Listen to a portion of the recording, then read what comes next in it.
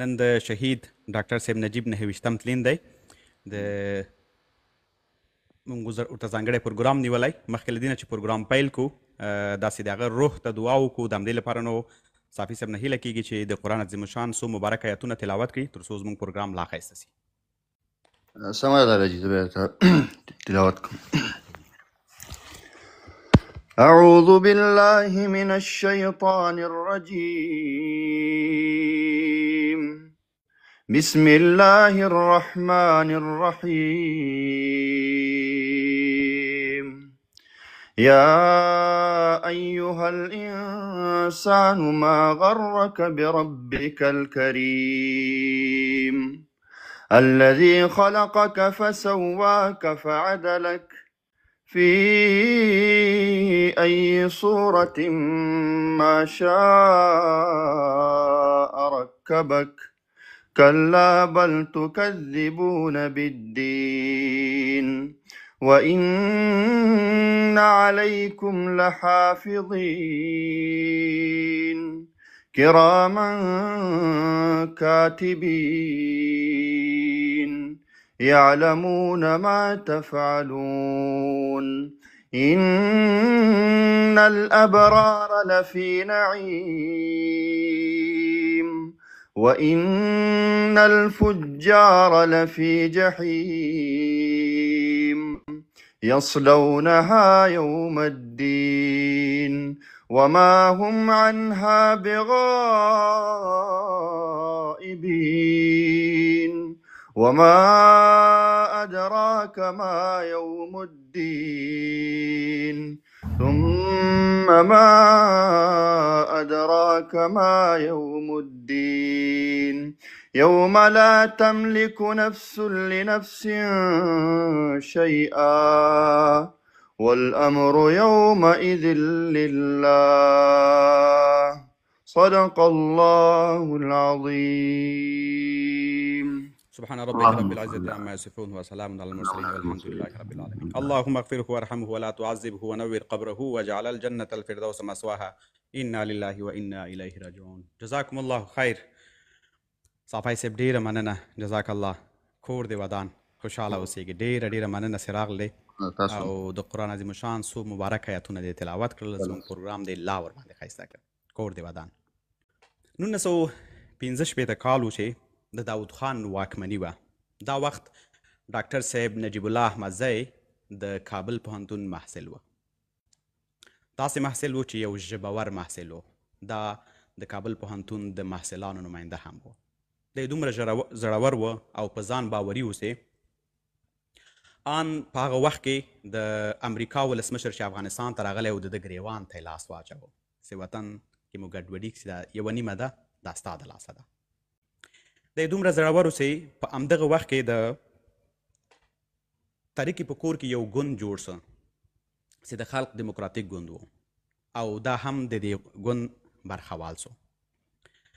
بالاخره دغه ګوند چې و په دوو برخو باندې ویشل دی. یو خلق و یو پرچم و. د خلق نور محمد ترکی او حفیظ الله امین چې و دی مشران و. د پرچم چې و ډاکټر صاحب نجیب و بابر کرمل دی مشرانو کې شمیل کېدل. بالاخره د سردار محمد داود په حکومت باندې خلق دیموکراتیک کودتا وکړله. خو دا وخت ډاکټر صاحب نجیب فقط و فقط محصل و، لکه ګوندي چارو کې ډیر نه و، د ګوند برخه وه. له هغې وروسته نو د شهید سردار محمد داود خان حکومت نسکور سه او خلق دیموکراتیک ګوند واک ته ورسېده. دوی ډېره هغه په دې وسې موږ به غریبو ته د کار زمینه برابرو. مطلب په ټوله کې د وطن دوستۍ یو شعار و د دوی او تر ډېره پورې دا خلک په ده باندې ښه نوم لري چې وطن سره یې خیانت نه دی کړی او د وطن خاوره یې نه ده خرڅه کړې. بالاخره 1909 کال چې روسیې په افغانستان باندې یرغل وکړ او دلته نو ببرک کارمل د رئیس جمهور په توګه د پاچا په توګه باندې ونومول سو. دا وخت ډاکټر صاحب نجیب په ایران کې سفیر وټاکل سه. لږ وخت نه و تللی چې دی له سفارته لرې که. له هغې وروسته هغه اروپا ته راغی. لږ وخت یې دلته تېر که. بیرته وطن ته لاړه. کله چې وطن ته لاړه دلته د خاد ریاست ورکړل څه شاوخوا 6 کاله یې دلته په خاد ریاست کې تیر کړل. ډیری خلک دغه د خاد ریاست برخې ته په ښه نظر ځکه نه ګوري سي وایي چې دلته ډاکټر صاحب نجیب یو شمېر خلک ووژل، خو د نجیب نږدې ملګري وایي چې ډاکټر صاحب نجیب او د خاد ټولو کارمندانو ته داسې امر سوی و چې هر څوک د خاورې سره خیانت کوي، هر څوک د دې خاورې په زیان وي، هر څوک د خاوره کې جنجال لري، هر څوک چې د پردیو دښمنانو ته کار کوي باید له منځه یوړل سي. د خاد یوه دنده هم همدا وه. خو د وخت په تېرېدو سره دا د خلق دیموکراتیک ګوند منشي څه بالاخره مشر یې څه او بالاخره دا ریاست جمهوریت ته ورسېده او لویه جرګه یې راوخله، زیاتو رایو په اخیستلو سره ولسمشر سو. له هغې وروسته یې 7 حزبونه په هلته په افغانستان کې فعال وه. د هر یو حزب ته یې بېلابېل دعوتونه ورکړل، حتی حکومتي لوړې څوکۍ ورته پیشنهاد کړې، حتی دې پورې چې دوی ته یې وویلې چې راځئ په یو میز په یو ټغر کینو انتخابات کوو، خو هیڅ چا ورسره ونه منله، نه ګلبدین حکمتیار، نه سیاف، نه رباني، نه مسعود، نه دوستم او په لساو غټې اوږدې ډلې نورې. له هغې وروسته بالاخره سړی دونه تنګ چې خلکو بهانه دا کوله البته د مجاهدینو چې دلته روسیه یرغلګره پرته ده او باید دا له منځه یوسي. خو بالاخره د ننګرهار جلال آباد جنګ وسه. 7 حزبونو د پاکستان او د سعودي عربستان او د یو شمېر نورو هیوادونو په مرسته په افغانستان باندې د جلال آباد لارې حمله وکړله. دا داسې وخت چې ډاکټر صاحب نجیب روسیه له افغانستان نه شړلې وه. افغانستان مکمل د ډاکټر صاحب نجیب او د حکومت په لاس کې و، یعنې د افغانانو په لاس کې و. شاوخوا 4 میاشتې دې جګړې دوام وکړ، خو پاکستان جمع 7 حزبونه په دې جنګ کې داسې ماته یې وخوړله چې نن یې تاریخ یادوي او حتی هغه مشرانو چې ګلبدین حکمتیار، رباني، سیاف نورو په دې کې برخه اخیستې وه تر اوسه پورې شرمنده دي او پښیماني ښیي. له هغې وروسته بالاخره دومره سړی مجبور کړ چې د مجبور سو واک ورته پرېږدي. ویلې په 92 کال په نومبر د اپریل په 28 د غوښتل چې استعفا وکړي، خو په 18 باندې دوی کودتا وکړه د حکومت سقوط سه.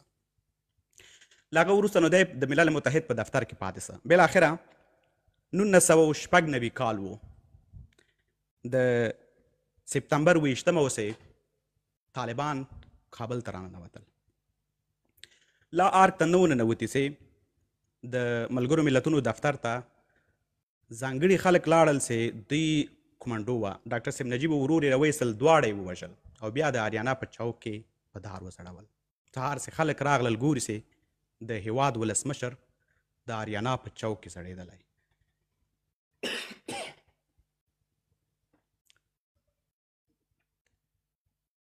دا هغه ولسمشر و چې له همدغه چوک نه د پاکستان خلاف د جګړې اعلان کړی و، د پاکستان خلاف خبرې کړې وې، خو د وطن او خاورو دښمنانو په دار باندې وځړاو. له هغې وروسته تر ننه پورې ځوانان په دې فکر کې چون د ډاکټر صاحب نجیب بیانونه یې اورېدلي دي، خبرې یې اورېدلي دي. اوس خلک په دې یقیني سوي دي چې ډاکټر صاحب نجیب په حقه و تنظیمونه ناحقه او پردیو استخباراتو لپاره یې کار کوو. شاوخوا 29 کاله ووتل، د وطن فرد ورپسې ارمان کوي. نن موږ دلته راټول سوي یو 29 تلینې دی. قدرمن ځواک صاحب، قدرمن امین صاحب او قدرمن احمدزی صاحب راسره مېلمن دي. څلور واړه په خیر راغلی، ستړي مه شئ. حسیب مهرباني تاسو ته دعوت درکوو چې تاسو د ډاکټر صاحب نجیب په اړه وغږیږئ. یو ځل بیا سلامونه تاسو ته او امین صاحب ته، احمدزي صاحب ته او ټولو نورو ملګرو ته چې اوس تازه لایف کې موږ سره یو ځای سول. د ژوند په اړه خو یې تا وویل او ډاکټر صاحب نجیب خو تر ډېره وخته پورې زه به ډېر ساده غږېږم، ډېر به وړې مسلې کیسې شته دي چې هغه باندې به هم غږېږو، د هغه د شهادت ورځ 20 د سپټمبر باندې به هم غږېږو. خو د هغه نه وړاندې یوه مهمه خبره ده چې ولې په افغان ځوانانو کې د ډاکټر صاحب نجیب په اړه باندې تر ډېره وخته پورې ځوانانو معلومات نه درلود. ولې؟ ډاکټر صاحب نجیب همدغې خبرې یو په دې اړه ویلې هم وه. دا خاوره کې ټول هغه خلک لمانځل سوي دي چې خاینین ول، غلامان ول، او دا د تاریخ په اوږدو کې موږ کتلي دي. او تر ټولو ښه مثال موږ کولی سو چې د دوی د مقبرو موږ ورکړو. ډاکټر صاحب نجیب، تاسو احمدزی صاحب تللي وئ د زیارت دی، تاسو به هغه ځای هم لیدلی، هر څه مو ولیدل، اما په دې خاوره کې چې چا غلامي کړې ده، وطن یې خرڅ کړی، د هغو تاسو شان او شوکت او ژوند ګوري. ډاکټر صاحب نجیب په ټول افغانستان کې یو کور نشته. د یو هیواد ولسمشر یو کور نه لري، ولې نه لري؟ هغه د دې چې حق یې دی. دا په څه شي دلالت کوي؟ د په پاکوالي، د په خپل نفس باندې کنټرول، د وطن دپاره وفا، له دې نه نور زیات تعریف ورته نسو کولی. خو راځمه دا چې نن ورځ ځوانان هره ورځ د ډاکټر صاحب نجیب په اړه باندې لولي او ویډیوګانې ګوري، ته پرې معلومات ورکوي، نور ملګري پرې معلومات ورکوي. د حق او د باطل ترمنځ توپیر خپله رامنځته کیږي. هغه د خپله یې ګورو چې د تا د خولې خبره چې نن یې مخالفین د شهید ډاکټر صاحب نجیب په اړه باندې لیکنې کوي، د هغه په اړه باندې غږیږي، د هغه په شخصیت، د هغه په کردار. اوس به راسو دا خو زمونږ دننه د وطن دننه په افغانستان کې دا مسلې وي. د شهید ډاکټر صاحب نجیب په اړه باندې د هغه د دښمنانو د خولې خبرې واورئ. زه به د دغه لایف په دوران کې د هغه پاکستاني جنرالانو خبرې در باندې واورم چې ډاکټر صاحب نجیب ورته د خپل دښمن خطاب کړی و. اما همغه پاکستانی جنرال راځي وایي چې له شک پرته چې زموږ دښمن خو غیرتي وه، په وطن یې ننګ وکړه او په وطن یې ځان شهید کړه، بې ننګه او بې غیرته نه و. دا د یو دښمن د خولې خبرې دي. او کله چې د دښمن صفت کوي ته په دې پوه سه چې ته یو څوک یې، تا د یو څه کړي. اوس راځمه په 28 د سپټمبر 1996 کال د شپې نه تر د ډاکټر صاحب نجیب تر شهادته پورې په دغه باندې غواړم لږ وغږېږم او دا موضوع زه بیخي مختص کومه تر پاکستانه پورې چې دلته زموږ چې دا 2.5 زره لیدونکي دلته ناست دي، په دې موضوع یې سر خلاص شي چې کیسه څه شی ده. د یونما په دفتر کې، په یونایټډ نیشن دفتر کې چې کله ډاکټر صاحب نجیب او ورور یې جنرال صاحب شاپور دوی دواړه هلته او دوی پسې چې یوه ډله څو تنه ورځي او ډاکټر صاحب نجیب پسې او دوی هلته شهیدان کوي. دا موضوع خو بیا وایي چې په دې اړه باندې کره معلومات نشته، خو ځینې داسې خبریالان چې هغه مثلا خارجیان و، یوه د کتاب چې لیکلی دومډ ان افغانستان، په هغه کې د دې خبرې یادونه کړې چې دا پاکستانی جنرال چې ډاکټر صاحب نجیب یې هلته په سر ویشته شهید یې کړ او بیا د هغه ځینې راوړل کېږي د اریانا څوک ته.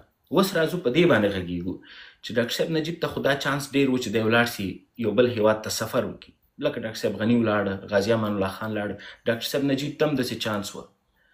هندوستان سره دغسې یوه کیسه کېږي، هغوی په شا کېږي، بیا همدغسې قصه وړي ایران ته. خو تر ټولو جالبه دی چې کله د پاکستان نه ورته دا خبره کېږي چې ته باید راشه پاکستان ته.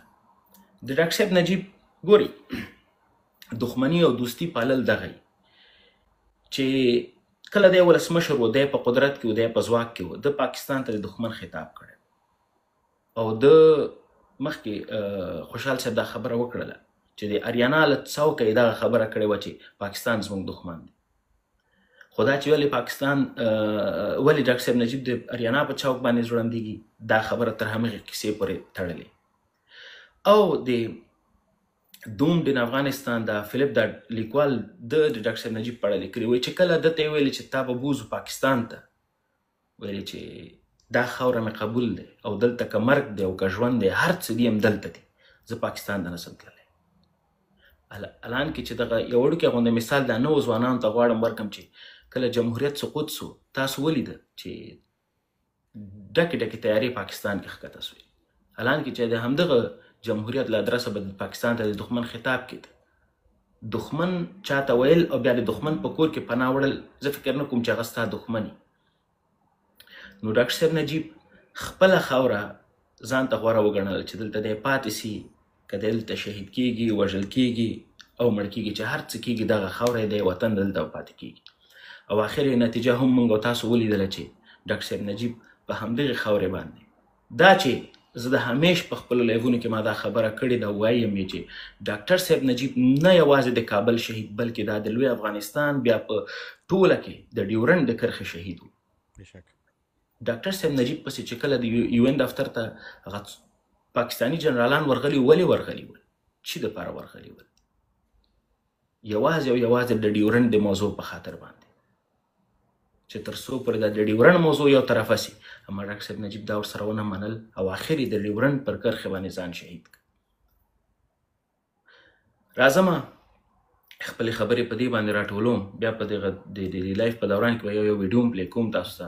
خو خبرې سي راغلې چې ټول ته نوبت هم ورسېږي. خبرې بالکل دلته موږ سره امین صاحب او احمدزی صاحب دوی به هم غږېږي. ډاکټر صاحب نجیب یوه خبره کړې وه چې کوم قبر او زیارت مې ونو خلک به ځي هلته به ګلان ږدي او زما ستاینه به کوي، او که قبر مې نو زیارت مې نو بیا به د ګمنامه سپاهي یو چیرته ګلان کېښودل کېږي او زما به عزت کېږي. نن ورځ دغه ځینه درته وایم، نه مو په پلار، نه مو ورور، نه مو کاکا، نه مو نیکه، هېڅوک زما د کورنۍ نه په خلق او نه په پرچم پسې تړلي ول، هېڅوک هم نه و. برعکس زموږ په کورنۍ کې ول مجاهدین.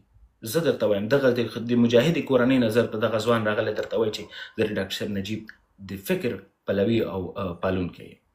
مننه، ډېره مننه. کور ودان خوشحاله اوسېږئ. ډاکټر صاحب نجیب اوس نشته، خو تاسو پوهېږئ چې دښمنان او قاتلین اوس هم د عذاب وجدان باندې اخته دي.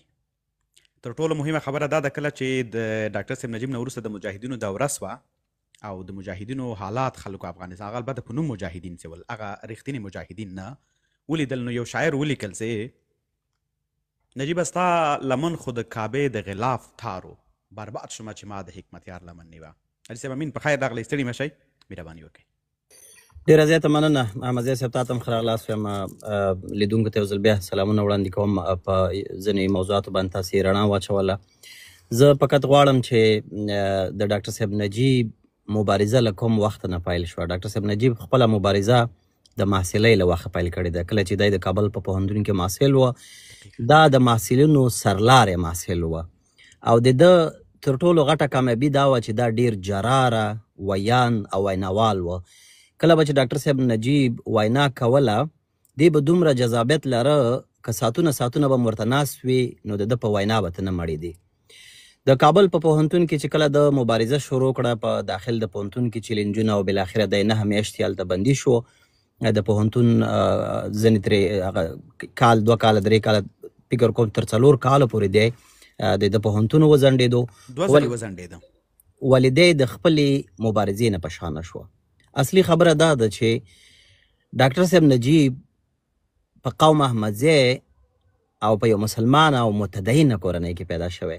کله چې موږ دغه د مسلمان او متدین کورنۍ خبره کوو، نو اوس دغې مسلې ته راځم چې موږ ذهنیتونه، منفي تبلیغات داسې شوي دي چې ډاکټر صاحب نجیب ته موږ او زموږ یو شمېر هیوادوالو بدبختانه د کفر او د کافر خطاب کړی دی، او په کوم لحاظ یې کړی دی هغه زموږ نه پوهاوی دی، هغه د ولسونو په منځ کې د پوهې نشتون دی، او یا هم د سیاسي احزابو منفي تبلیغات وه. کمونیزم یا کمونیست د اکثره خلکو ته معرفي شوی چې کمونیست یعنی کافر. خو ولې هیچا دغه مسله تشریح نه کړه په هغه وخت کې چې ورور کمونیزم یو لاتینی کلمه ده، اشتراکواله، مشترکواله، هماهنګي. ولې بدبختانه دغه کلمه تر نن ورځ پورې چې موږ او تاسې په 2015 کال کې قرار لرو، بدبختانه په سوشل میډیا کې مې ځینې پوسټونه ولیدل چې تر ننه هم موږ په کمونیزم پوه نه شو، تر ننه هم موږ کمونیست ونه پېژنو چې کمونیست او کمونیزم څه. ډاکټر صاحب نجیب خپله مبارزه جاري وساتله. تاسې په مخکې خبرو کې ورته یادونه وکړه چې د امریکې د رئیس جمهور هغه کوم څه چې راواقع شوه چې دوی د لارینونه وکړل، هغه د هغه په موټر کاروان باندې ګزارونه وکړل، او بالاخره د دوی اصلي هدف دا و چې یو مستقل افغانستان جوړ شي، داسې یو افغانستان چې هغه د نړۍ د هیوادونو سیال افغانستان وي. ولې بدبختي دا ده چې د تاریخ په اوږدو کې که د غازي امان الله خان له وخت رانیسي تر ډاکټر نجیبه پورې د ټولو نظامونو د ړنګېدو یو لامل دا و چې هر هغه چا به چې افغانستان ته خدمت کوه، د افغان بچي ته به خدمت کوه، هغه باندې به د کافر ټاپواله. په داسې وخت کې چې هماغه د وخت رئیس جمهور به جګېدو آیاتونه به یې درته ویل، د اسلام دپاره مساجد به یې درته جوړول، د علماو احترام به یې کولو، خو موږ په یوه کلمه باندې کافر بللو چې کمونیست دی، کمونیزم دی، خلق دی، پرچم دی. خو ولې په دغه مسله باندې ولې خلک ډېر پوه نه شوه، ولې عوامو ته په دغه برخه کې عامه پوهاوی ونه شو؟ هغې غټ لامل دا و چې د ده چې کوم مخالف ګوندونه وه هغوی ډېر زیات منفي تبلیغات کوه. د مسجد ممبر په کمونیزم باندې داسې چلیدو چې ډاکټر نجیب کمونیست او کمونیست چې دی هغه کافر دی. د سیاسي ګوندونو د ټولې مبارزې مخه نیولې وه، خو کله چې دی په 1980 کې واک ته رسیږي او د 1980 نه تر 1992 پورې دی د واک په ګدۍ باندې کینی او دغه واک د رئیس جمهور په حیث باندې په افغانستان حکومت کوي. د حکومت په وخت کې دی د بلا چیلنجونو سره مخ وه، د بیروني استخباراتو، د سیمې د استخباراتو او په ځانګړي ډول زموږ او ستاسې د تاریخي او ازلي دښمن د آیسای د استخباراتو د بلا چیلنجونو توطیو سره دی مخ وه. ولې په داخل کې په وروستي وخت کې لکه څنګه چې ځواک صاحب ویلي د مرګ او د وژلو کې تر 80% پورې د شمالي ټلوالې لاس دی. جنرال دوستم د مخه نیوله، استاد برهان الدین رباني د مخالفو مخه نیوله، ولی احمد شاه مسعود دته د شمالي ولایتونو ته د پناه دعوت ورکړی وه. او ډاکټر صاحب چې کله د احمد شاه مسعود د پناه غوښتنه او د هغه پیغام واورېدو نو ویل چې نه، دلته نور مسایل هم دي، زه هیڅکله نه غواړم چې شمال ته لاړ شم. په مجموع کې خوشحال صاحب خبرې به په همدغه ځای راټولې کړم چې بیا احمدضیاء صاحب هم خبرې کوي. په مجموع کې موږ د تاریخ په اوږدو کې خپل مشران، هغه مشران لکه د ډاکټر صاحب نجیب په څیر باندې یو رئیس جمهور چې هغه د خپل جمهوریت په وخت کې په ښار او کوڅو کې د یو عادي افغان پښتنې ته ورتلو، د یو عادي افغان د کار احوال یې مخستو او د هغه نظریه دا وه چې افغانستان دی د نړۍ سره سیال وي. زه د واک وږی نه یم، راځه په واک ته کښېنه، خو مګر زما هیواد دی به امنه اوسیږي، زما هیواد دی د نړۍ د هیوادونو سره سیالي.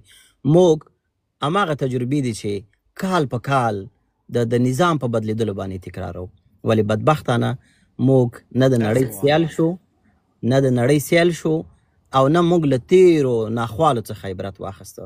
تاسې نن رسنیو ته سر ښکاره کوئ په غیر له باسواد او تحصیل یافته ځوانانو نه. تاسې باور وکړئ داسې پوسټونه به وګورئ چې ډایرکټ د کاپر ټاپه لګول شوې ده په یوه کلمه باندې چې کمونیست. مګر د دغه جناب نه پوښتنه وکړه چې کمونیست وایي څه ته، خلک وایي څه ته، امپریالیزم وایي څه ته، په یو باندې نه پوهېږي. خو په کلي کې د جومات د ملا نه اورېدلی دي چې ډاکټر نجیب کاپر وه، ډاکټر نجیب د خاد رئیس وه، د ملي امنیت رئیس وه، ډاکټر نجیب د روسانو سره اړیکې درلودې، د روسانو سره اړیکې ملام لري، د روسانو سره اړیکې د نورو نظامونو مسؤلین دې لرل. کله چې د ډیپلوماسۍ خبره کیږي نو خو طبعا زه به د نړۍ سره ډیپلوماسي لرم تر څو د نورو هیوادونو سره ځان سیال کم. مګر نن که زه او ملا ډیپلوماسي کوو دا حلاله ده، خو کله چې ډاکټر صاحب نجیب د نړۍ د هیوادونو سره، د فرانسې سره، د یوګوسلاویا سره، د روسیې سره ډیپلوماسي پالله، هغه اجنټ وه، هغه کاپر وه او هغه کمونیست وه. ډېره مننه حاجي صاحب امین، ډېر ښه وغږېدې، کور ودان خوشحاله اوسېږي. دوه لنډې خبرې کومه. ولې ډاکټر صاحب نجیب د احمد شاه مسعود بلنه رد کړله؟ په ام مهاله په همغه وخت کې چې کله طالبان راننوتل لا نه ول، د دوی زیاتې سیمې طالبانو نیولې البته د مجاهدینو نه، نو رباني په دې وخت کې د پاچاهۍ تخت سره وتښتېد بدخشان ته. پاکستان پیشنهاد وکړ چې تاسې راسئ، نو ډاکټر صاحب نجیب ورته ویلې چې نه، هغه ځای نه زه ملګرو ملتونو دفتر کې خوندي یم پاکستان نه، نو نه ځمه، دا یې رد کړله. کله چې دا رد سوله نو پاکستان استخباراتو دوستم ته او بخی احمد شاه مسعود ته ویلې چې ته وړاندیز وکړې کیدای شي ستا هموطنه دی، تا ته څو کاله د وزارت دفاع چوکۍ پرېښې وه، تا سره به کیدای شي جوړ شي، ته افغان کیدای شي ستا له ادرسه راسي، که نه ته ځان سره وساته. کله چې دا کړو چې ډاکټر صاحب نجیب ډېر پوهه سړی و، کله چې هغه پیشنهاد وکړو هغه په ماسک کې دا اوس چې د پلار هم اوسه پورې هلته ښخ ده، نو په همدې خاطر یې د احمد شاه مسعود وړاندیز هم رد کړو، ویل چې زه دلته خوندي یم، نو په دې خاطر باندې پاسو. د ګوندونو خبره حاجي صاحب امین وکړله. کله چې دی واک ته ورسېده څو کارونه یې وکړل. یو دا و چې ډاکټر صاحب نجیب الله احمدزی و د احمدزي تخلص یې ځان نه لرې کړ چې څوک قوم ورپورې ونه تړي، یو مسله. بله مسله خلقو پرچم چې خلق دیموکراتیک ګوند بیا په دوه برخو ویشل شو چې خلقو یو پرچم بیل و. کله چې دی واک ته ورسېده دا دواړه یې لرې کړل او دې په ځای د وطن ګوند یا حزب وطن دا جوړ کړ. جان احمدزی صاحب چې دا د شهید ډاکټر صاحب نجیب قبر ته ورغلی دی او د قبر په کټاریو باندې لاسونه ورته ایښي دي، شاید خاورې هم ورته په لاس کې اخیستي. غواړو کیسې هم واورو، خبرې هم واورو. ډېره زیاته مننه خوشحال جان. السلام حاجي صاحب امین ته زواک صاحب ته او لاندې کوم ځوانان ناست دي موږ ګوري ټولو ته سلامونه او نیکې دي خدای ورته د صحت او عافیت جامې په تن باندې ولرئ. زه په ټوله کې یوه خبره وکړم چې د افغانستان په معاصر تاریخ کې دغه ورځ ډیره توره او د دغه ګران جانان افغانستان د هیواد په لمنه باندې دا یو تور داغ ده چې یو هیواد ولسمشر په خپل هیواد کې او هغه هم له د هیواد له هیواده بیرون راغلي خلک په دار زړوي او بیا ورته 2-3 ورځې توهین او تحقیر کوي. نو دا د افغانستان د ځوانانو لپاره د افغانستان د پخواني مشرانو لپاره په ټوله کې د پخواني مشرانو له رهبرانو لپاره یو ډیره د شرم او له بېعزتۍ نه ډکه ورځ ده چې دوی د هیواد ولسمشر پردو راواخیستی په دار یې راوځړوی یو یې په ډېر بېرحمۍ باندې په شهادت باندې ورسوی او بیا یې راواخیستی په خپل هیواد کې په دار باندې وځړوی. نو دا یو ډېره توره او زړه بوږنونکې ورځ ده چې اکثر وخت راځي موږ یې په اورېدلو لا هم د دغې ورځ په لیدلو لا د دغې ورځې د 90 کاله مخکې چې کوم انځورونه وو د هغو انځورو په لیدنه باندې واقعا د سړي زړه ته درد رسېږي او سړی خواشینه کېږي خفه کېږي باندې. الله پاک دې ته هغه دنیا ښایسته کړي. له ما له دې ناستو 2.5 ځوانانو نه هیله دا ده چې که د هر چا په وس باندې پرهیي 2 رکعته لمونځ او له یو قرات پسې وکړي چې الله تعالی یې روح ارامه ساتي. د دغه هیواد یو ویاړلی اولاد و، د دغه هیواد یو ویاړلی بچی و. داسې موږ په خپله باندې پرې نه ښوئ چې د هیواد لپاره کار کړی وای او دغه هیواد یې په پښو درولی وای. نن به نه خوشحال په فرانسه کې ناست وای، نه به اجامین په بلجیم کې ناست وای، نه به جان احمدزی په جرمني کې ناست وای، نه به ځواک په امریکا کې ناست وای، نه په د خپل هیواد په ټغر سره راټولېدلی.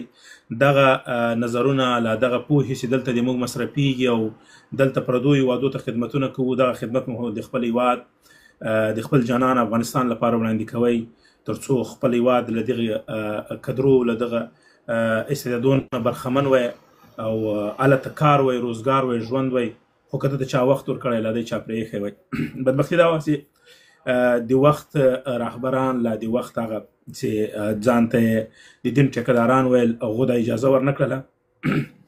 برعکس دوی خدای ذلیله کړل، خدای وشرمول چې نن د یو اولادونه په دوبۍ کې ډسکو لري او د کشمش په نوم باندې کوم رستوران لري او هلته موډلینګ پکې کېږي.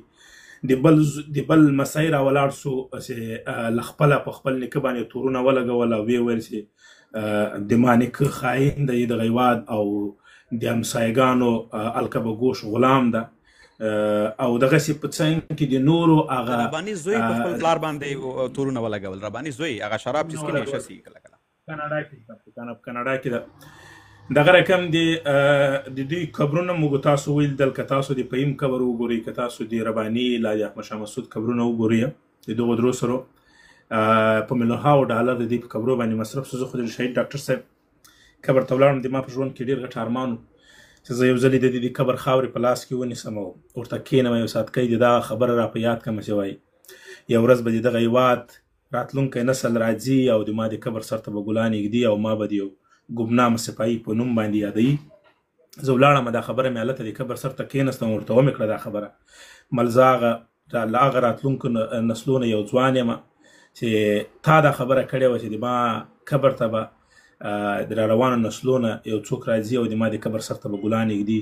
ګلان مې ورته کېښول او یو ساعت ورته ودرېدلم. د ده هغه خبرې را په یاد سولې، ځان مې ونه سوی کولی چې ځان مې کنټرول کړی وی. بې درېغه مې زړه هلته خالي کړی او بیا یو نیم ساعت مې تېر کړی. بعد له نیم ساعت نه چې نه را روان سو واقعا که درته ووایم د ده هغه د قبر عاجزي و، هغه د ده په څنګ کې دا قبر چې کوم ځای کې قبر ده، له قبر نه تقریبا داسې یو په 50 مترۍ کې کور ده. دا کور د دوی چې تاسو وګورئ هغه خټین کور ده چې هغه ټول رانړېدلی ده او ټول په ډېر بد حالات باندې ده. او بیا د ده هغه د کابل کور چې د ژوند پکې کړی دی پکې وړوکی راغټ سوی ده. هلته د هغه د درس پروسې هم هلته مخې ته وړي دي. که هغه تاسو وګورئ د ده په ټوله کې یو ملنګ سړی و، یو فقیر سړی و، د دغه هیواد یو زړور ولسمشر و او په رښتیا سره یې غوښتو چې دغه هیواد آباد واوسېږي، د دغه هیواد نسلونه، د دغه هیواد راتلونکي ځوانان، د دغه هیواد راتلونکي پیغلې په نورو هیوادو کې مسافر ونه اوسېږي او د پردیو تر لاس لاندې ونه اوسېږي، یو ودان او یو آباد افغانستان ولري او تر څو خپلواکه ژوند په خپل هیواد کې ولري او ښه ژوند ولري، د خپل هیواد تر بیرغ لاندې په خپل هیواد کې ژوند وکړي، ویاړ وکړي، په ځان باندې افتخار وکړي. موږ تاسو ته په ټوله کې اوس ویاړ نه ده راپاتولی چې یو چا چې خپل هیواد پرېښوی او له خپل هیواد نه ولاړی. زه چې دا کله ناکله بعضې وخت د ځوانانو ته وایم چې موږ تاسو کې غیرتیان نه یو، موږ تاسو غیرتیان له خپل هیواد نه تښتي او نه له خپل هیواد نه ځي. موږ هغه غربت راوستي یو، بېچارګۍ راوستي یو، دربدرۍ راوستي یو، هغه خپله بېچارګي او دربدري به دلته مخې ته یږدو او خپل د عاجزۍ ژوند به مخې ته وړو. نه به ځان ته غیرتي وایو او نه به ځان ته داسې خلک وایو چې موږ واقعا هیوادپاله وو او لا هم په دغه هیواد باندې موږ مین وو. جالبه ده د بعضې وخت د بعضې ځوانانو له عکس العملو سره زه مخامخ کېږم، لکه څه رقم چې مخکې حاجي صاحب یادواري وکړه دا د کمونیزم او دغه شیانو په باره کې چې ځوانان خبر نه دي په دې مسایلو باندې. زه ولې اکثر وخت له داسې ځوانانو سره مخامخ کېږم چې در دې پورې پوښتنه رانه کېږي چې در کرزي مخکې ولسمشر څوک، یعنی دومره د ناپوهي سطح په دغه هیواد کې ټیټه ده، دومره دغه هیواد دا ځوانان له خپل هیواد له تاریخ نه لرې پاتې دي. حتی تر دې پورې چې یو ماجر ځوان له دغه منافق همسایه هیواد نه زنګ ووالی راته یو ورځ په انسټاګرام باندې چې ډاکټر نجیب ته دوی ولې کافر ویل، دا خو داسې دغه ویناوې چې موږ اورو دغسې موږ اورو، دوی ولې کافر ورته ویل دې سړي ته؟ ما ته خو لږ زره تشریحات راکړه راته پوه. بیا ما حاجي صاحب دې شاید د ما حاجي صاحب ته زنګ ووالی معلومات ته دغه وکړه، هغه د یو مقاله ده په ګوګل کې، هغه په دې دغه باندې لیکل سوې ده. بیا ما هغه مقاله ورته پیدا کړه ور ومې لېږله، ما دا ولوله درته به ټول معلومات وشي چې په څه وجه یې ده ته کافر خطاب کوی او په څه وجه باندې ده ته د جنډ خطاب کوی، په څه وجه باندې ده ته د روسانو د لاسپوڅه خطاب کوی. یعنې ځوانان تر دې اندازې پورې نه پوهېږي. هغه یو عکس یې ده چې هغه چېرته هغه د په ټولو هیوادو کې شته، خو د ما او تا په هیواد کې یو امریکایي ولسمشر راځي، د ما او د تا هغه دغه ته احترام کوي، علم مبارک کوي، لا د شهیدانو ورځي. نو فکر کوم هلته چېرته داسې په روسیه کې کومه دغه ده، نو هلته یو احترام سوی ده. دوی هغه ویډیوګانې راخستې، په هغه ویډیوګانو باندې بیا وخت کې داسې و د ګوند غړی و، ښه هغه وخت کې دی د ګوند غړی و، د ولسمشر نه و. په ټوله کې په دغه هیواد کې د ناپوهي سطح، په دغه هیواد کې د سواد خو داسې د بدبختي په دې هیواد کې دا وه چې موږ ته مجاهدینو مشرانو له سوادو له تعلیم نه ځوانان په دغه اندازه محروم کړو. دغه نن چې که د موږ تاسو یو څه زده م د دغه جمهوریت برکت و چې دغه یو څو کاله پاتې سو په دې هیواد کې زده کړې پکې وکړې، د ځوانانو ځانونه یو چېرته پکې ورسول. که نه که د موږ تاسو تر ځان مخکې 10 کاله مخکې ځوانان راواخلو، اکثریت د موږ بېسواده دي، اکثریت 98% 99% ځوانان بېسواده دي، نه دي خبر په دې باندې چې کمونیزم څه شی ته وایي، نه دي په دې خبر چې د هیواد بنسټ د خات موضوع یې راخلي، د خات موضوع یې د کوي چې بلا دلته داسې کړي دلته داسې کړي، در حال چې په دې باندې خبر نه دي چې د خات رئیس معنات څه لري او د خات رئیس د وظیفه څه شی ده. دا اوس چې په د ګاونډي هیوادو کې د سپاه پاسداران څه کوي، دغه د پاکستان منافق عیسای څه شی کوي، دا ټول په هغه وخت کې داسې یو دور و. نو هغه به د هیواد دښمنان له د هیواد هغه دښمنان چې دغه هیواد د بنیاد دښمنان وي، دغه هیواد ته به بدبختي راوړله، دغه هیواد ته به مشکلات جوړول، هغه باید له منځه ولاړ شي، هغه باید ختم شي. هغه نه باید په دې ټولنه کې پاتې شي. یو څوک چې ټولنې ته عذاب جوړوي، یو څوک چې ټولنې ته دربدري راوړي، یو څوک چې ټولنې ته بدبختي راوړي، باید له منځه ولاړ شي. هغه خلک نه باید پاتې شي په جامعه کې، چون هغه د ټولنې سرطان دي، هغه د ټولنې سرطان په نظر ورته کتل کېږي. نو هغه څه شي چې په ټولنه کې واوسي، د هغو ځای په ټولنه کې نشته. نو په ټوله کې خپلې خبرې دلته راغونډوم چې الله پاک دې هغه دنیا ورته ښایسته کړي او الله پاک دې وبخي، خدای دې روح ښاد لري. داسې موږ نه وو او د موږ پلرو له دوی سره نامردي وکړه، موږ د هغه د خپلو پلرو د نامردي بخښنه غواړو. ډېره مننه احمدزی صاحب، ته بختور انسان یې چې د دومره عظیم انسان مقبرې ته ورغلی یې، د یو رښتیني بچي د وطن رښتیني شهید مقبرې ته ورغلی، ته واقعا بختور یې. یوه خبره کوم، ځواک صاحب ته ورځم بیرته. د افغانستان په تاریخ کې چې کله نه پاکستان جوړ شوی دی، لومړنی رئیس جمهور دی چې له کابل نه اسلام آباد ویشتی دی، دا ځان سره یاد لرئ. لومړنی رئیس جمهور دی چې پاکستان یې په شا تمبولی دی، او لومړنی رئیس جمهور دی چې په زغر دی ویلي دی چې پاکستان زما دښمن دی او تر ابده مې دښمن دی. زواک صاحب تاسو سره کومه ویډیو هم وه خپلې خبرې هم وې کومه کیسه هم وه مهرباني وکړئ. مننه امین صاحب، تاسو نه احمدزي صاحب نه ټولې خبرې، دا خبرې باید هر وخت دی ولس ته وسي او هغه مشران او هغه رهبران باید وستایل سي چې هغو په واقعي معنا باندې د ټولنې دپاره قرباني ورکړي. ډاکټر صاحب نجیب ما درته ویلې که نه چې تر ډېره وخته پورې ډاکټر صاحب نجیب په اړه باندې ځوانانو معلومات نه درلوده، هیڅ نه و خبر. خو ورځ تر بلې د دغه میډیا له لارې، د مقالو له لارې، د کتابونو له لارې او د تاریخ له لارې ځوانان خبرېږي او د ښو او د بدو، د حق او د باطل ترمنځ دوی تفکیک کوي، فرق کوي چې څوک په حق او څوک نه حق. یقین په خدای وکړئ چې زه د حزب اسلامي نه رانیولی تر نورو ټولو شپږو نورو احزابو پورې د دغه اکثره هغه مشرانې چې په دغه حزبونو کې وو، پلرونه اولادونو سره به زما په دې خبرو باندې بحثونه کېدل. خو ته یقین په خدای وکړه چې نن ورځ همغه زمن یې چې کله په کوم مجلس کې اولادونه یې ما سره مخامخ کېږي، د دې جرأت نه لري چې دوی ما سره وغږېږي، ځکه د الله تعالی یو نوم حق دی او د حق په وړاندې باطل هېڅکله ګټونکی نشي کېدلی. هم د هغو د خولې دا خبرې موږ ګورو او بیا تر ټولو جالبه دغه یو ویډیو ده، دا کوچنی ویډیو ده، دغه ګورو بیا به له خیره سره نور مختم زربانشان ګورم. کو جلزیہ نے پیغام بھیجا تھا، سفیر کو کہا تھا کہ اسے کہو کہ ہمارے کمیشن میں آ جائے، ہم اس کو پناہ دیتے ہیں. ایک ضدی پختون تھا، بلکہ میں تو کہتا ہوں کہ وہ اس پہ تھوڑی غیرت بھی تھی. میں ہمارا تو دشمن تھا، ہم تو اس سے لڑے تھے، لیکن وہ ایک غیرت مند دشمن تھا. اس نے کہا کہ نہیں، میں پاکستان سے لڑا ہوں تو میں پاکستان کا احسان نہیں لینا چاہتا. انڈین ہائی کمیشنر اس سے چپ رہا تھا. اور پھر وہ چانکوف تھا، کیا تھا، وہ KGB کا سربراہ تھا، وہ آ گیا نجیب سے ملنے. اردو ژبه کې دا وایي چې دا د میجر امیر نومیږي، پاکستانی دی، جنرال دی. دا وایي چې د جنرال صاحب د ډاکټر صاحب نجیب په اړه وایي چې دا ډېر یو غیرتي پښتون و، یو نر پښتون او ضدي پښتون و. تا یو موضوع مخکې وویلې چې د کله چې احمدشاه مسعود ته بلنه ورکړه چې راشه خواته، دلته یوه موضوع دا نه وه. ګوره هغه یو اړخ بل دا و چې د یو بل باور درلوده چې هر څومره نظریاتي اختلافات وجود ولري خو تر دې حده پورې به سپک کار نه کېږي، لکه چې ډاکټر صاحب نجیب په حق کې اوس.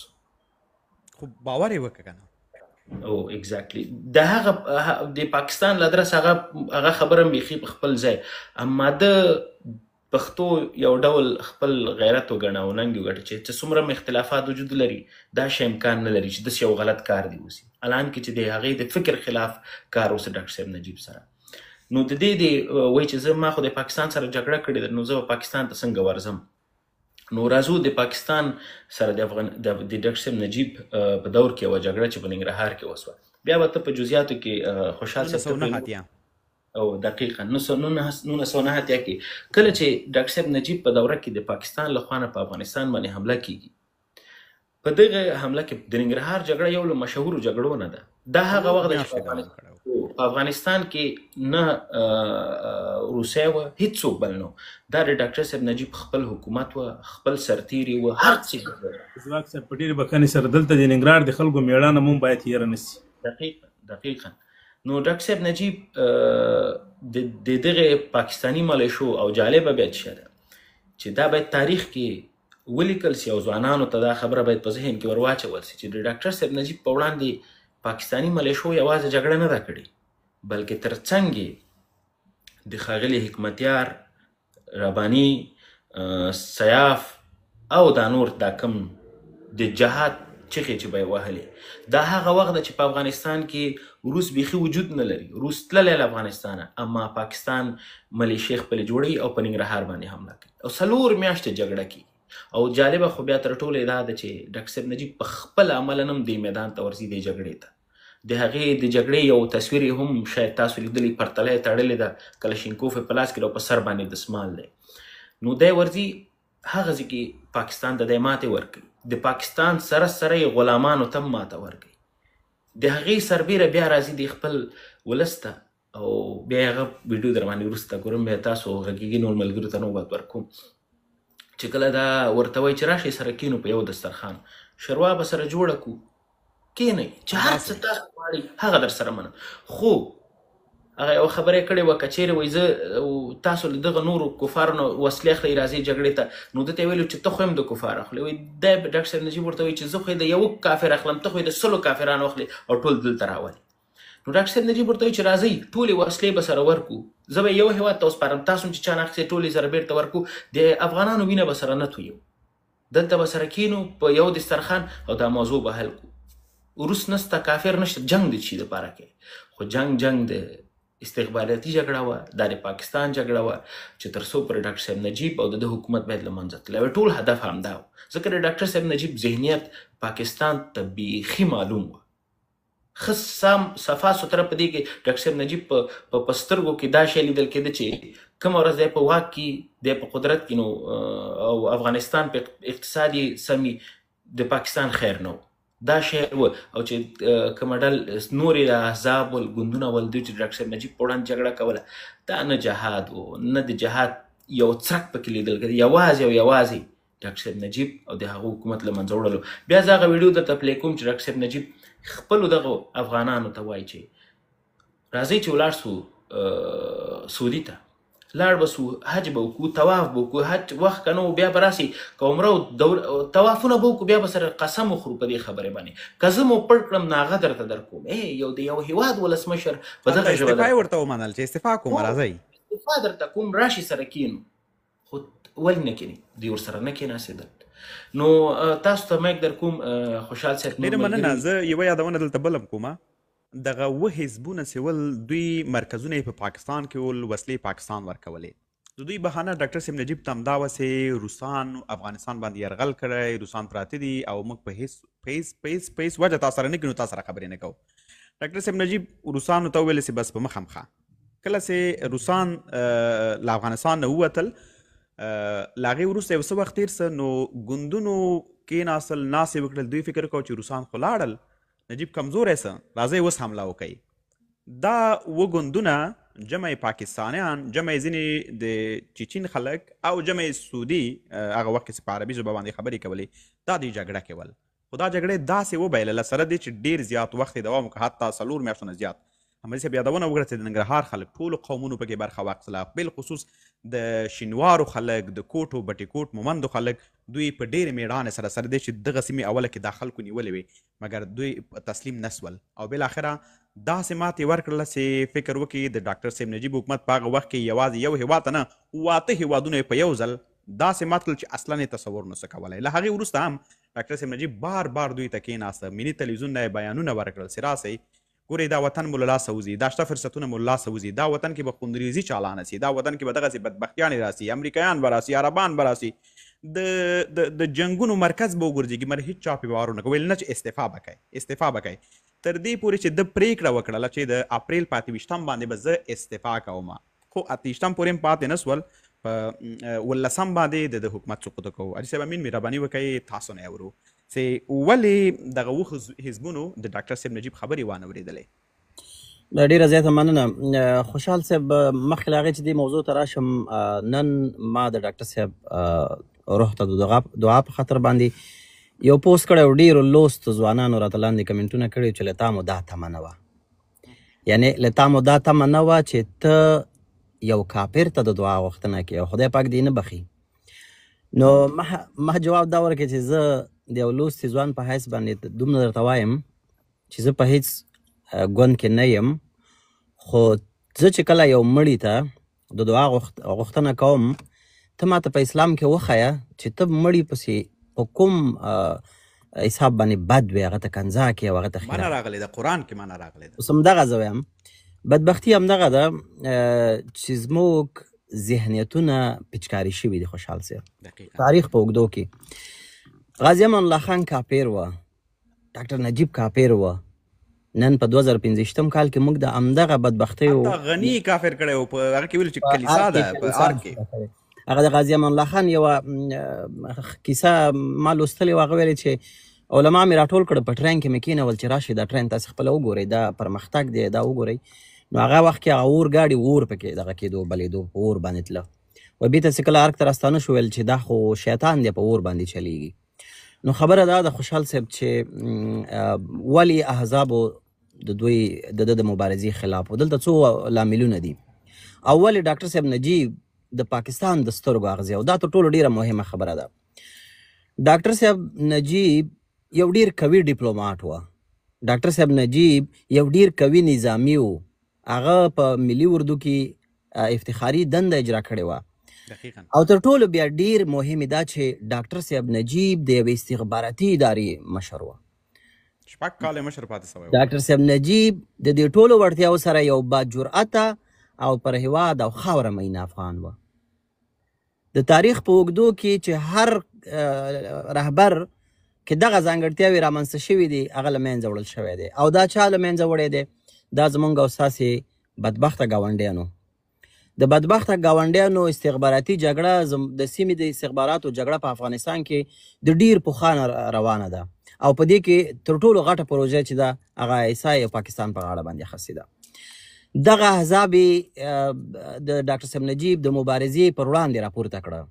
دوی حمایت کړه، دوی ته امکانات ورکړه او د پاکستان تر ټولو غټ هدف دا و چې په هر قیمت کې ډاکټر صاحب نجیب دا باید له واکه لرې شي او د واک د لرې کېدلو وروسته دا باید له منځه ویوړل شي.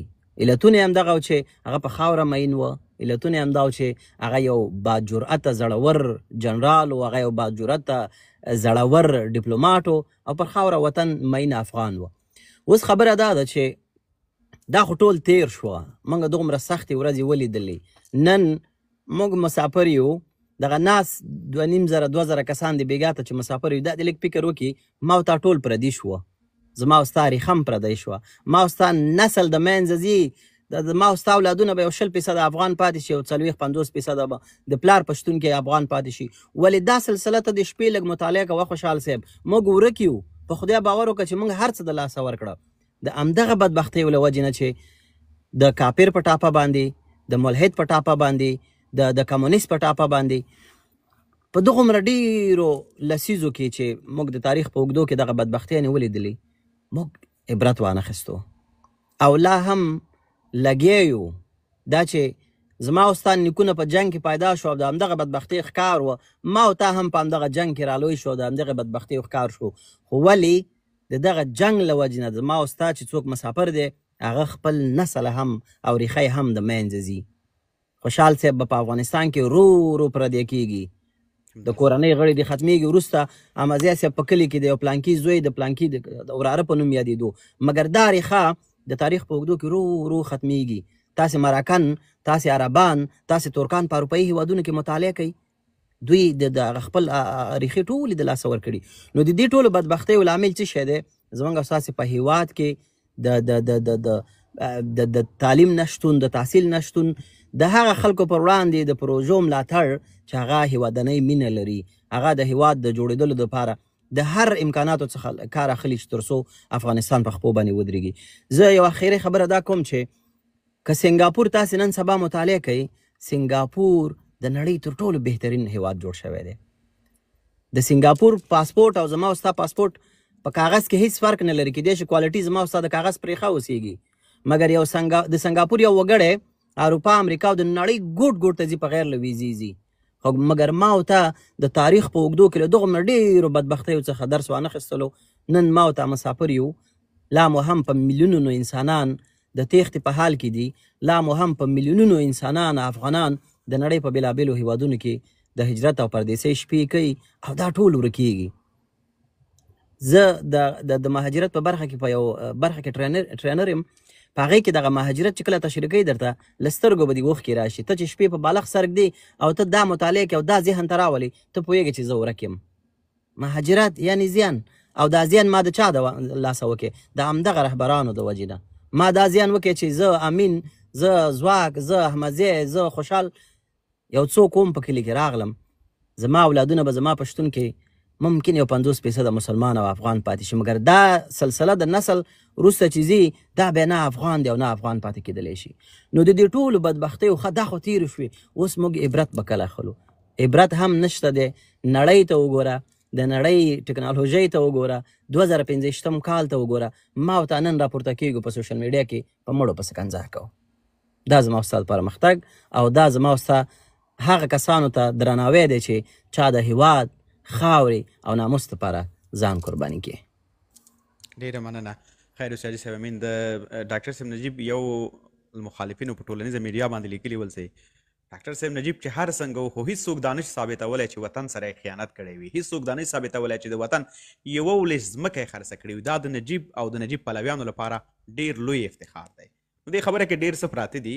زه راځم جان احمدي صاحب نه غواړم په ده باندې خبرې وکړي. کله چې ډاکټر صاحب نجیب حکومت سقوط څه مجددي د لنډ وخت لپاره دی د پاچاهۍ په تخت باندې کېناسته چې مزه یې هم ونه لیدل، هغه وروسته همغه خلکو چې د دین ټیکهداري کوله، د دین له ادرسه راغلي ول، دوی په خپلو کې کورنیو جګړو باندې ونښتل. د افغانستان کوڅه په کوڅه جنګ ونښته، ان تر دې پورې چې کابل لوټه سه، له میلیون نه زیات شهیدان منګه ورکړل. دا د دوی د هغه جهاد لاسته راوړنه وه چې افغانستان ملکي وګړو ته تحفه کې ورکړل. له دې وړاندې چې جلال آباد پیښه زه یو یادونه کوم چې جلال آباد پیښه کې یوازې په همغه 4 میاشتو کې 15,000 ملکي وګړي دوی ووژل. 15,000 دا یاداشت کړئ ځان سره. نو دغه باندې هم که دوستان لږ خبرې وکړي چې دا ځکه دې خلکو تر ډېره پورې دین خلکو ته مخکې کاوه که نه، د دین نه څه استفاده وکړله. حال داسې زموږ اسلام مبارک دین یو پاک او سپېڅلی دین ده، خو دې خلکو سې هغه ډول سې لازمه و په هغه ډول نه و. هغه ډول چې تصویر خلکو ته ښکاره کړی و، د افغانستان خلکو ته ځان معرفي کړی و، نو پردي بچي ووژل. حتی دې پورې چې ځینې مشران وې هغه لرل چې ژوندی زما چې مړ یې د خپلې کورنۍ، تر دې پورې دوی خبرې کولې. حتی تر دې پورې چې مخکې فکر کوم ځواک صاحب که جان احمد صاحب یادونه وکړله، دې خلکو په خپل هغه وخت کې چې دوی د جهاد په نوم باندې له افغانستان نه بهر وو یا په هر ساحو کې اوسېدل، دوی وی یو وخت کې ویلي ول چې روس سره ملګرتیا، خو وروسته د روس سره تر ټولو ډېره ملګرتیا ده. دوی داسې ویلي ول چې که تر څو افغانستان کې یو بهرنی وګړی، دا د حکمتیار صاحب خبره ده، زه به د محمد صلی الله علیه وسلم امتی نه یم که دې خاورې ته لاړ شم. مګر افغانستان کې امریکایان ول دا سړی بیا راغی. همدغه ډول سیاف دا خبره کړې وه چې که یو کافر ته څوک لاس ورکړي له دین نه اوړي. مګر همدا د سیاف عکسونه تاسو اوس وګورئ چې ټولو ته یې لاسونه ورکړل.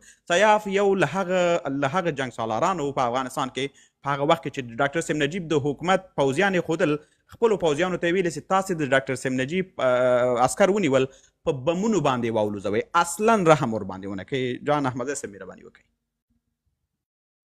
ډېره زیاته مننه خوشحال جان، خدای تاسو ټولو ته اجر درکړي، ښه رڼا باندې واچوله. ما چې مخکې د جلال آباد د خلکو یادواري وکړله، هغه یو جي کې کارمان صاحب ته د الله پاک جنت برین ورکړي او خدای دې له خاورو سره وبخي. کارمان صاحب په خپله یو خپرونه کې دا یادغه کړه کله چې په جلال آباد باندې جګړه وله، نو دا د جلال آباد خلکو وای نارې وهلې چې ډاکټر صاحب ته ووایه چې موږ هم ورسره ختم که، خو مګم چې دوی مخته درنه رانیسي، تیارې راوالوځوه، موږ هم ورسره ختم که. دا د دغه ته چې دا د ډکې یو بیس ده، که تاسو هغې خوا لیدلی یاست، د پرخم خوا ته د ډکې یو بیس ده، سرحدیان پکې وو. دا د موږ په وخت کې دلته وایي د خلکو د سراچې خلکو د شینوارو وایي ویل چې موږ هم ورسره ختم کړو، موږ هم ورسره ختم کړو. 5 کنډک هلته پروت و، موږ هم ورسره ختم کړو، خو مګم دوی ته اجازه مه ورکوئ پنجابیانو ته چې پنجابیان مخته ولاړ سي او جلال آباد ښار ته دغه شي داخل سي. نو د دوی دغه مېړانه ما ځکه دلته باید وستایل سي چې دوی در خپلو ځانو د دغه هېواد لپاره تیر وو، خو اما نه یې غوښتو چې پنجابی د ښار څنډو ته داخل سي، نه یې غوښتو چې د پنجابیانو الکبګوش غلامان چې د مجاهدینو په شکل کې راغلي وو، هغه د جلال آباد او د شبهار او ننګرهار جان څنډو ته داخل سي او د دوی د مردار او د چټل قدمونه د افغانستان په خاوره باندې ولګي، لا د ننګرهار په خاوره باندې ولګي. بله خبره تا د دین وکتل، دوی دین مخې ته کوي. ګوري کله چې د شهید ډاکټر نجیب دولت له منځه ولاړی، کله چې دوی خپله سر رالو، کله چې بیا مجدد یو څه وخت لپاره دوی خپله کعبې ته ولاړو.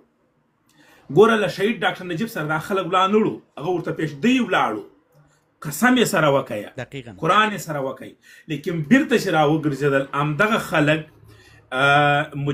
همدغه مجاهدینو چې په نوم دي جهاد، اوس ګوره یو شی موږ تاسو ته یو رقم لیک زره هغه دوی په کار ده، ولې دا خلک د دو خلکو هغه یو دانه ده پښو شل ده، فاطمي تخلص کوي په لندن کې ده.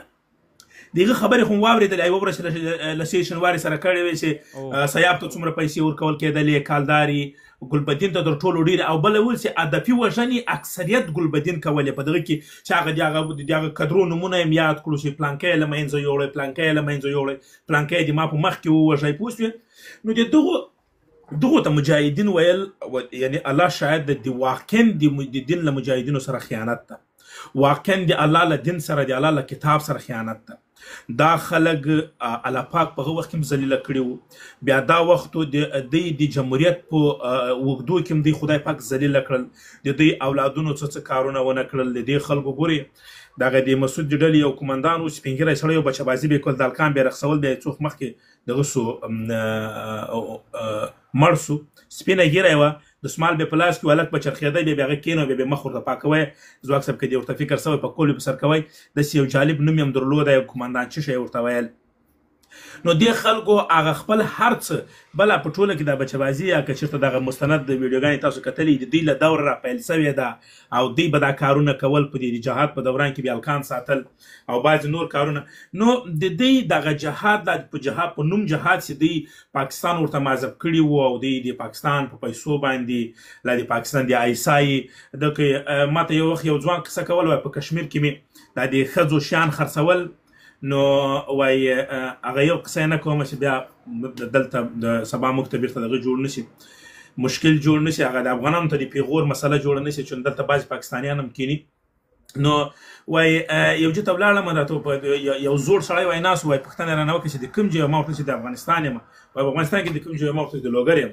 نو وای راته ویلې چې هغه وخت کې چې د جهاد مسلې وې پوه شوې هغه دغه نه و چې هغه نه مجاهدینو موږ د پاکستان پوځ غټې غټې هیرې پرې ایښې وې موږ به درتلو هلته جګړې ته پوه شوې موږ به درتلو هلته به هم جګړه کوله بیا به بیرته دلته راتلو زم د هغو جنګیالیو نه یو زم یم نو دا هغه یعنی د پاکستان د پوځ یو برګیډیر تیر سوی و یو جنرال تیر سوی و نو دا د هغه د خولې خبره ده په ترکیه کې دا څو کاله مخکې ماته کړې وه دغه هلک دا خبره هغه هلک اوس په جرمني کې ده نو په ټوله کې دې خلکو خو جهاد ونه کوي چې ونه کوي هغه خپل هر څه تر پوښتنې لکه سره کوم چې تا مخکې د سیاپ یادواري وکړله چې هغه ویلي دي چې که د ما لاس په د کافر په لاس ولګېده نو داسې فکر وکړه چې لا سیاپ مرتد سوی ده او لا سیاپ لیونی سوی ده چې بیا به د سکاټ میلر و هغه د سکاټ میلر تر مخ هغه به د دعوت کول پغمان ته او غوړي او پستې پلونه بیا باندې خوړل د هغه تر مخ چې به بعضې وخت راتلی د لویې جرګې په تالار کې بیا بعضې خبرې کولې په څنګ کې ورسره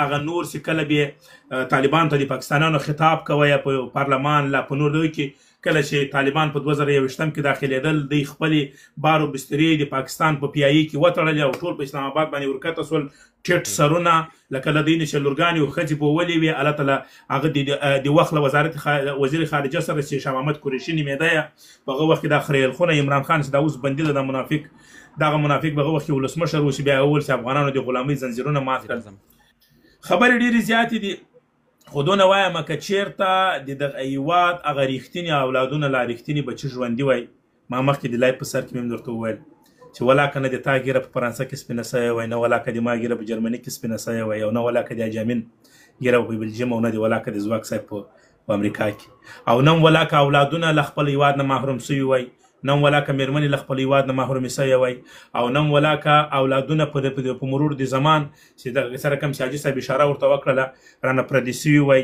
دې کې هېڅ شک هم نشته چې ما او تا پردي سو د ما او د تا اولادونه پردي دي د ما او د تا نسلونه ولاړو پردي سو کنې ما او تا یې غټې بېلګې د 1990 د 1915 اتیا د 1909 اتیا د 1990 چې دلته کوم راغلي دي د هغو سټایل وګورې د هغو هغه مسلماني وګورې د هغو هغه کار و کتار وګورې د ورایه درته معلومیږي چې هغه خلک له چوکاټ نه وتلي دي هم د هغه د پښتو د عنعنات له چوکاټ نه وتلي دي هم د اسلام له چوکاټ نه وتلي دي هغه ژوند د اروپایانو په سټایل باندې خپل ژوند مخې ته وړي او د اروپایانو په سټایل باندې خپل ژوند کوي نو ما او تاسې هم ډېر وس ولرو توانایي ولرو د خپل اولادو کنټرول به وکړو لیکن د المسو کنټرول د ما او تا په لاس کې نشته د کړوسو کنټرول د ما او تا په لاس کې نشته د ګندو کنټرول د ما او تا په لاس کې نشته هغه له ما او تا نه وتلی د ما او تا به زونه د دنیا نه بیا چې هغو هره کوم ژوند کوئ هغه بیا د هغو مرضي د هغه یې کوي پردي دي او پردي به وي ډېره مننه کور ودان په ډاکټر مجیب باندې که څومره خبرې وکړو زه وایم که په ساعتونو خبرې وسي نه خلاصېږي نه به ختمې سي او لا خبرې څه ده نو په همدې خاطر چې دوستان هم را سره تنګ نسي زموږ د پروګرام ساعت هم پوره سوی دی ځواک صاحب ستاسې وروستۍ خبرې کومه ویډیو کومه کیسه هر څه نو زه وایم چې همدې 3 دقیقو کې راټول کړي همدغسې به نور میلمانه هم دا به ښه سي دا خو تقریبا 1 ساعت او 15 دقیقې د ډاکټر صاحب دا وینا ده او دا تر ټولو اوږده وینا یې هم دا ده نو څومره نور سړی پرې وغږېږي که په دې باندې په ساعتونو غږیږي، بیا یې هم نه د شخصیت په اړه باندې موږ خبرې ختمولی سو، نه یې د رهبرۍ. او په ټوله کې یو لیډر، یو رهبر داسې چې په شمال په کودامن کې ولاړ، خو په دو باندې دا مني چې قندهار ستا ده، ننګرهار ستا ده، او ته به د ننګرهار او د قندهار دپاره ته جنګېږي. تر مخکې له دې چې ته د کودامن دپاره وجنګېږي، ته به د کندهار دپاره. دقیقا. نو دا و رهبر، دا و مشر. فکر نه کو چې راتلونکي 100 کالو کې بیا هم داسې یو زوی دی په افغانستان کې را پیدا سي او داسې یو څوک دی جوړ سي. او بدبخته یو چې د دغسې یو انسان وجود د موږ په وطن کې وه، خو موږ ضایع کړله. د ده په اړه باندې تاسو د فیډل کاسټرو د ده چې هغه سره دیدار وګورئ، د نړۍ نورو رهبرانو سره د یو عجیبه شخصیت و. هېڅ زه نه پوهېږم چې څومره پرې وغږېږي په هېڅ لحاظ پکې یو کمی او کاسې ما ځکه په همده خاطر مو چې ډاکټر نجیب باندې څومره وغږېږو، نو خدای خبر سي خبرې خلاص دي. ډېره مننه. ډېره زیاته مننه کوم تاسو نه خوشحال صاحب چې دا برنامه مو جوړه. ځواک صاحب له تاسو نه، له ښاغلي جان احمدي صاحب نه، له ښاغلي اجي صاحب امین نه، لاندې چې څومره ملګري وو له ټولو ډېره مننه. کور مو ودان، ژوندي اوسئ. دا و 9 تلین د ډاکټر صاحب نجیب الله. فولاد صاحب نن هم برنامه لري، زما هیله همدا د ملګري سي وخت لري ټول راسئ هلته، هغه هم برنامه لري، ټولو پکې مشترک ګډو. څومره چې په ډاکټر صاحب نجیب وغږېږو دومره کمه ده او باید پرې وغږېږو. ډېره مننه، ډېره مننه، زما دعوت مو ومنه. خوشحال صاحب زه یوه وروستۍ خبره کوم، بیا به ملګري سره اجازه واخلو. د ډاکټر صاحب په ټولو ویډیوګانو کې تاسې دغه یوه کلمه ډېره زیات واورئ چې د حب الوطن خبره ده. یعنې په هره ویډیو کې به ته د وطنۍ مینې حتما یو څه اورې. د ځواک صاحب مخکې یو څو خبرو ته یادونه وکړه. زه یو کتاب د 2.5 ملګرو ته وایم، یو کتاب د تاسې هغه ولولئ، په افغانستان کې د امریکا پټې جګړې. دا کتاب حتما که چا نه لوستلی دا ولولئ، له ډېرو حقایقو به خبر شئ. تاسې اوس د ډاکټر صاحب په خبرو کې د بیروت خبره واورېدله، له دې ټولې کیسې به خبر شئ چې وسلې چې له مصر نه راتلې، پروژې چې د امریکا د پاکستان د لارې په افغانستان کې عملي کېدې، او رهبرانو چې په خپله مور وطن سودا کوله، له دې ټولو حقایقو به خبر شئ. په پاکستان کې د افغانستان د سیمې خلکو د فزیکي شکل ته په کتو باندې د هماغه ډول جنرالانو لیږل، د هغوی ټرینول، هغوی ته ژبه ورزده کول، دا ټولو نه به تاسې بیا هلته خبر شئ. دا ټول هر څه د دغه وبخښئ خبره کې مې درته اضافه کومه چې دا کتاب نوم د سی آی ای پټې جګړې د هغه دی، او په دې کې بیا د ویتنام نه کیسه شروع کېږي. بالکل. نو له دغه ټولو حقایقو به بیا تاسې خبر شئ چې افغانستان کې زموږ رهبرانو په خپله مور او په خپل وطن څنګه سودا کړې ده. خبرې په همدغه خبره ختمومه چې هغه وایي چې د رهبر زوی په جګړه کې مړ نه شي، هغه د جګړې درد نه شي احساسولی. زموږ د څو لسیزو کې د رهبرانو زامن غوښین شوه، د نړۍ په بېلابېلو هیوادونو کې میلیاردران شوه، نو دوی کله د جګړې درد احساسولی شي. ډېره مننه عظیم ځواک صاحب، ډېره مننه جان احمدزی صاحب، ډېره مننه امین صاحب، ډېره مننه کور مودان چې زما دعوت مو ومنه. له ټولو دوستانو مننه، دغه 2000 ملګري له دوی هم مننه.